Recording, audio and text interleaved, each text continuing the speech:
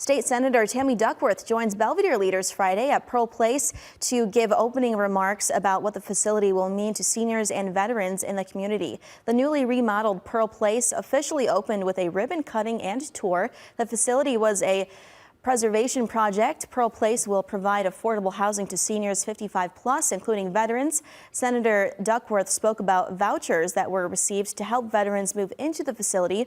4 units at Pearl Place will be the home to vets and their families. Earlier today, I was in Belvidere at the opening of Pearl Place, which is affordable housing, including housing for unhoused veterans. And so, that's near and dear to my heart, veterans issues and especially homeless veteran issues.